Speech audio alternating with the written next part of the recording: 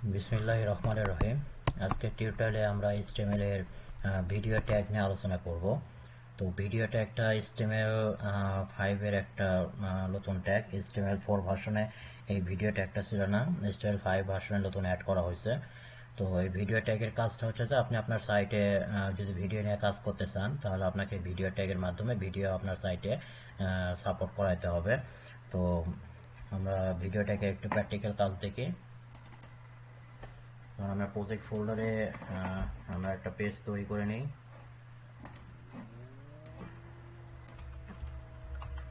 যে video dot HTML,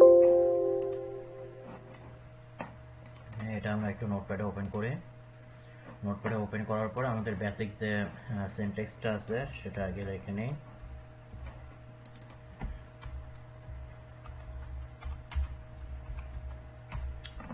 video tag. এখন আমরা এখানে ভিডিও ট্যাগ নিয়ে আলোচনা করব। তো ভিডিও আপনি যদি ওয়েবসাইটে ভিডিও সাপোর্ট করাতে চান, তাহলে প্রথমত আপনার ভিডিও ট্যাগ ব্যবহার করতে হবে। তো ভিডিও ট্যাগ লেখার জন্য আপনাকে যেটা করতে হবে, তো ভিডিও ট্যাগ লিখতে হবে। ভিডিও ট্যাগ শুরু, ভিডিও ট্যাগ শেষ। সাথে সাথে একটু ক্লোজ করে নেবেন যে ভিডিও ট্যাগ শুরু, ভিডিও ট্যাগ শেষ। তো শুধুমাত্র ভিডিও ট্যাগ শুরু শেষ করলে আপনার ওয়েবসাইটে কিন্তু ভিডিও চলে আসবে না। এখানে আপনাকে আরেকটা এই ভিডিও ট্যাগের ভিতরে আপনাকে আরেকটা ট্যাগ ইউজ করতে হবে। সেই ট্যাগের নামটা হচ্ছে যে সোর্স ট্যাগ। তো এই সোর্স ট্যাগের ভিতরে মূলত হচ্ছে যে আমাদের আপনি কোন ভিডিওটা ব্যবহার করবেন সেই ভিডিওর নাম বা লোকেশন দিতে হবে, এবং ভিডিওটা কি টাইপ ব্যবহার করবেন সেই টাইপগুলো আপনাকে দিতে হবে। তো ওয়েবসাইটে আপনারা মোটামুটি আমরা 3 টাইপের ভিডিও ফরম্যাট ইউজ করতে পারবো। এটা হচ্ছে যে MP4, ওয়েবএম ফরম্যাট, আর হচ্ছে OGG ফরম্যাট। আরও বেশ কিছু ফরম্যাট আছে, এগুলো ওয়েবসাইটে সাপোর্ট করে। তবে সবচাইতে বেশি যেটা ব্যবহার হয় সেটা হচ্ছে যে MP4টাই বেশি ব্যবহার করা হয়। তো আমরা MP4 ফরম্যাটের ভিডিও ব্যবহার করব। তো এই ভিডিও ট্যাগ নিয়ে কাজ করতে গেলে আপনাকে প্রথমত আগে এই ট্যাগটা অবশ্যই লিখতে হবে, যে ভিডিও ট্যাগ শুরু, ভিডিও ট্যাগ শেষ। এবং এই ভিডিও ট্যাগের ভিতরে আপনাকে আরেকটা ট্যাগ ইউজ করতে হবে। ট্যাগের নাম হচ্ছে যে সোর্স ট্যাগ, এবং এই সোর্স ট্যাগের বাধ্যতামূলকভাবে দুইটাই অ্যাট্রিবিউট ইউজ করতে হবে। এটার নাম হচ্ছে যে SRC, আর একটা অ্যাট্রিবিউটের নাম হচ্ছে যে টাইপ। তো এই দুইটা অ্যাট্রিবিউট অবশ্যই বাধ্যতামূলক এই সোর্স ট্যাগের ভিতরে যদি আপনি ভিডিও নিয়ে কাজ করতে চান।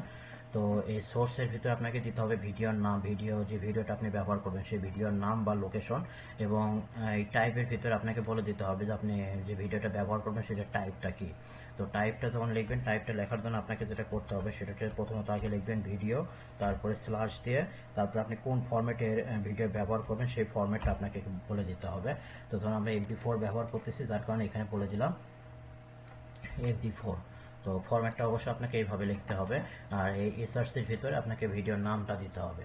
তো ধরুন আমি যে ভিডিওটা ব্যবহার করব সেই ভিডিওর নামটা এখন দিয়ে দেবো এখানে। তো আপনি যে ভিডিওটা নিয়ে কাজ করবেন সেই ভিডিওটা অবশ্যই আপনি যে ফোল্ডারে কাজ করতেছেন, মোট কথা ইমেজের মতো, যে ইমেজ নিয়ে কাজ করতে গেলে যেরকম আপনি যে পেজে ইমেজ নিয়ে কাজ করবেন সেই পেজটা যে ফোল্ডারে থাকবে ইমেজগুলো সেই ফোল্ডারে রাখতে হয়।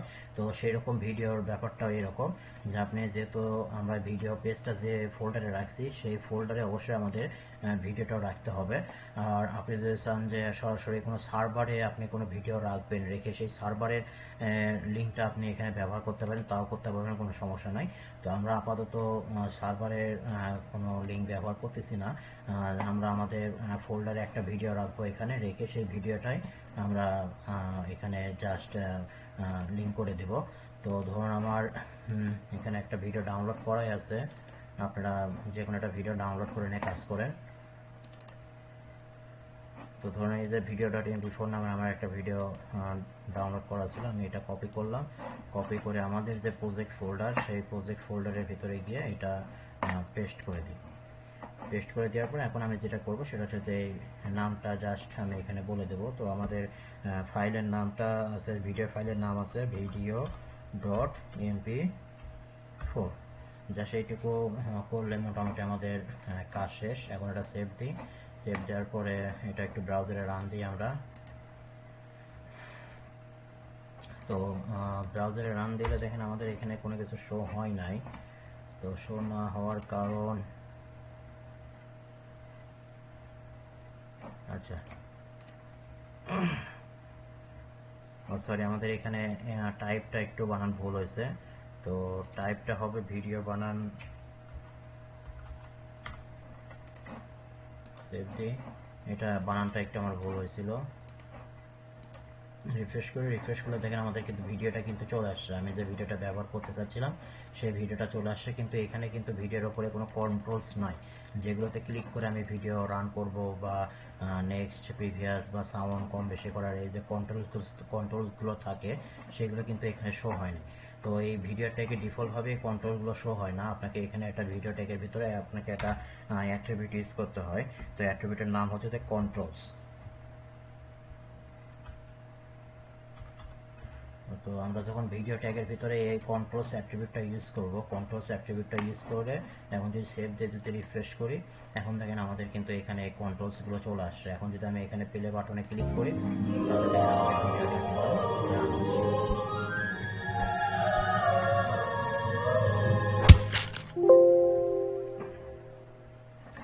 তো জাস্ট ভিডিও নিয়ে যদি আমরা কাজ করতে চাই তাহলে আমাদের এই ফরম্যাটটা একটু ফলো করতে হবে, যে ভিডিও ট্যাগ শুরু, ভিডিও ট্যাগ শেষ, এর ভিতরে আমাদের একটা ট্যাগ লিখতে হবে সোর্স ট্যাগ, এবং এই সোর্স ট্যাগের দুইটা অ্যাট্রিবিউট থাকবে, এটা হচ্ছে যে এসআরসি আর এটা হচ্ছে যে টাইপ। তো টাইপের ভিতরে আমাদের প্রথমত লিখতে হবে ভিডিও স্ল্যাশ, তারপর আপনি কোন ফরম্যাটের বা কোন টাইপের ভিডিও ব্যবহার করবেন সেই টাইপটা এখানে বলে দেবেন।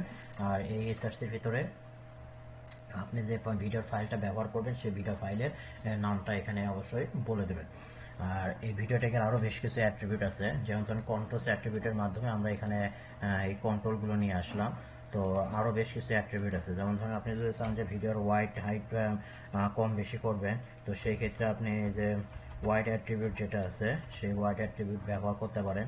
যেমন ধরুন আমি ওয়াইড অ্যাট্রিবিউট দিলাম, দিয়ে দিলাম 80%, সেভ দিই, রিফ্রেশ করি, তাহলে দেখেন আমাদের কিন্তু ভিডিও সাইজটা একটু বড় হয়ে গেছে। তারপরে হাইট যদি ব্যবহার করতে চান হাইটও ব্যবহার করতে পারবেন, যে হাইট দিয়ে আমরা ধরুন দিলাম যে 300 পিক্সেল, এটা সেভ দিই, এটা রিফ্রেশ করেন, রিফ্রেশ করলে দেখেন এই যে ভিডিওর কিন্তু হাইটও আমাদের কমে গেছে। তো ধরুন আমি আপাতত হাইটটা কমাচ্ছি না, হাইটটা যা ডিফল্টভাবে যা আছে ওটাই থাক, যা শুধু ওয়াইডটা একটু বাড়ালাম আমি। তো এখানে আমরা আরও বেশ কিছু অ্যাক্টিভিটিস করতে পারবো, যেমন ধরুন আমি যখন ভিডিওটা রান করতেছি তখন ভিডিওটার যে ব্যাকগ্রাউন্ড সাউন্ডটা আছে সেই সাউন্ডটা কিন্তু হচ্ছে। তো আমি যদি চাই যে আমাদের ভিডিওটা রানই থাকবে কিন্তু সাউন্ডটা হবে না, তো এই অপশনটা করার জন্য আপনি যেটা করবেন সেটা হচ্ছে যে এখানে একটা অ্যাক্টিভিটি ইউজ করবেন, অ্যাক্টিভিটির নাম হচ্ছে যে মিউট। সরি,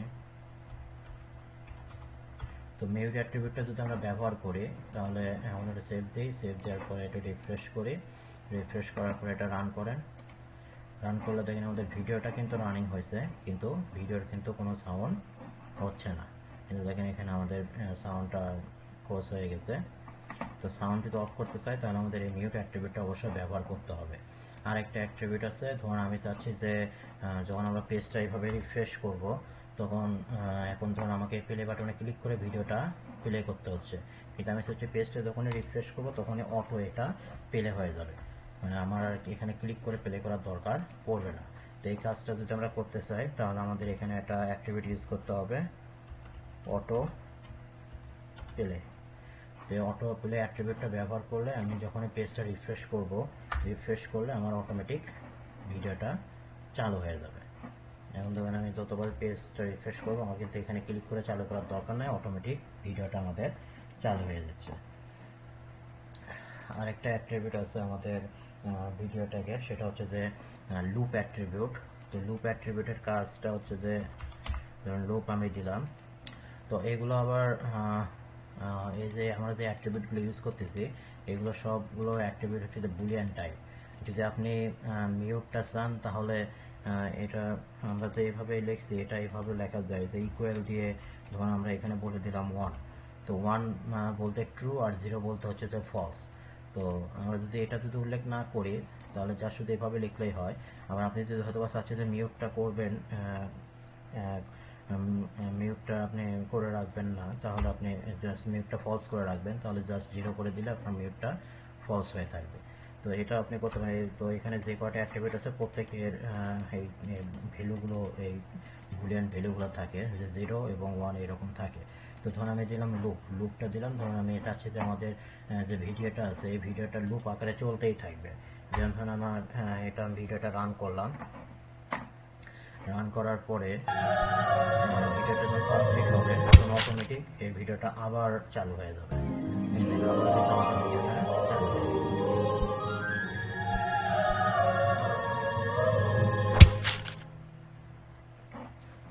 তো এটা হচ্ছে যে লুপের ব্যবহার।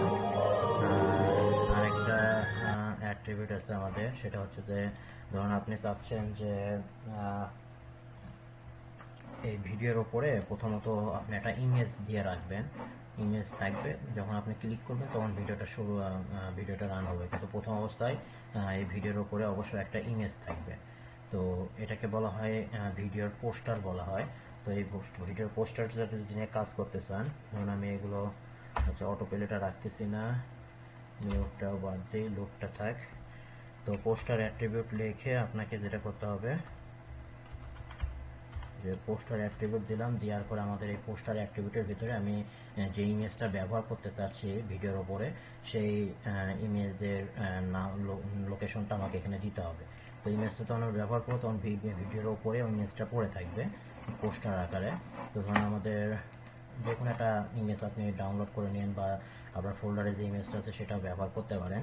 যেমন ধরুন আমি এখানে একটা ইমেজ অলরেডি ডাউনলোড করে রাখছি, এটা আমি কপি করে আমাদের প্রজেক্ট ফোল্ডারে নিয়ে যাই, এটা পেস্ট করে দিই। এখন এই যে পোস্টার ডট জেপিজি, তো আমরা এই যে পোস্টার অ্যাট্রিবিউট লিখে এর ভিতরে বলে দিব হচ্ছে যে পোস্টার ডট জেপিজি, জাস্ট এটুকু বলে দিলাম। এটা সেভ দিই, সেভ দেওয়ার পরে যদি এটা রিফ্রেশ করি, দেন প্রথমত আমাদের কিন্তু ভিডিওর ওপরে আমি যে ইমেজটা ব্যবহার করছি সেই ইমেজটা কিন্তু পোস্টার আকারে আছে। যখন আমি ভিডিওতে ক্লিক করব তখন কিন্তু আমাদের ভিডিওটা রান হচ্ছে। তো এটা খুব ইম্পর্টেন্ট বা ইউজফুল একটা জিনিস, এটা ব্যবহার করতে পারেন আপনারা। তো ভিডিওটাকে আচ্ছা আরেকটা জিনিস ভিডিওটাকে আমরা করতে পারি, সেটা হচ্ছে যেহেতু আমরা আইফ্রেম ট্যাগ নিয়ে আলোচনা করছি এর আগে, তো আইফ্রেমের মাধ্যমে কিন্তু আমরা ভিডিওগুলো আমাদের ওয়েবসাইটে নিয়ে আসতে পারি। যেমন ধরুন আমি চাচ্ছি যে এখানে আমি একটা ইউটিউবের একটা ভিডিও ওপেন করে রাখছি। তো যেমন ধরুন আমাদের প্রায় আমরা দেখি যে কোনো ওয়েবসাইটে আমাদের ইউটিউবের ভিডিওগুলো থাকে। তো ইউটিউবের ভিডিওগুলো যদি আপনি আপনার ওয়েবসাইটে নিতে চান তাহলে সেটা কিন্তু আপনাকে আইফ্রেমের মাধ্যমে আপনার ওয়েবসাইটে নিতে হবে। তো আইফ্রেমের মাধ্যমে যখন কোনো ওয়েবসাইট নেবেন, কোনো ইউটিউবের ভিডিও আপনার ওয়েবসাইটে নেবেন, তখন যেটা করতে হবে আপনাকে সেটা হচ্ছে যে ভিডিওটা আপনি ইউজ করবেন সেটার এই শেয়ারে চলে যাবেন, শেয়ারে গিয়ে এখান থেকে আপনাকে ইমবেডেড যে কোডটা আছে আইফ্রেমের, সেই কোডটা আপনাকে ব্যবহার করতে হবে। তো আমি ইমবেডে যদি ইমবেডে ক্লিক করলে দেখেন এই যে আমাকে আইফ্রেমের কোডটা কিন্তু এখানে দিয়ে দিছে।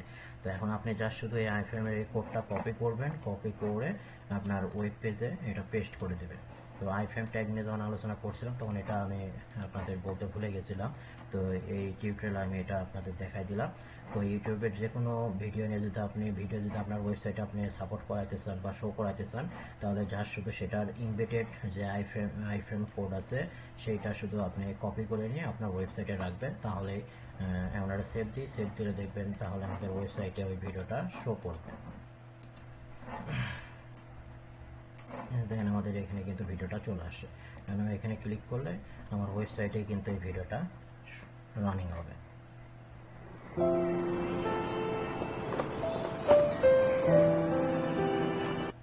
তো আইফ্রেমের ট্যাগে কিন্তু আমরা এই যে ওয়াইড অ্যাট্রিবিউট, হাইড অ্যাট্রিবিউট, রিসার্চি অ্যাট্রিবিউট, তারপর ফ্রেম বর্ডারটা হচ্ছে যে এই ফ্রেমের যদি আপনি বর্ডার দিতে চান সেটা আমরা আলোচনা করছিলাম, 0 হলে বর্ডার থাকবে না, 1 হলে বর্ডার থাকবে এরকম। তারপরে অটো পেলের যে অপশনটা আছে, তো এখানে আপনি আইফ্রেমের আরও যে অ্যাট্রিবিউটগুলো আছে সেগুলো ব্যবহার করে এগুলো একটু চেঞ্জ করতে পারেন, কোনো সমস্যা হবে না। তো আজকের টিউটোরিয়ালে এইটুকুই। আজকের টিউটোরিয়ালে যদি আপনাদের কোনো টপিক বুঝতে যদি সমস্যা হয় তাহলে অবশ্যই আমাদের ফেসবুক গ্রুপ বা ফেসবুক পেজে আপনাদের সমস্যাগুলো জানাবেন কমেন্ট করে, আমরা অবশ্যই আপনাদের সমস্যাগুলো সমাধান করব। আর আমাদের আরও যে টিউটোরিয়াল কোর্সগুলো আছে সেগুলোর আপডেট তথ্য পেতে অবশ্যই আমাদের ফেসবুক পেজে লাইক দিয়ে রাখবেন। ধন্যবাদ।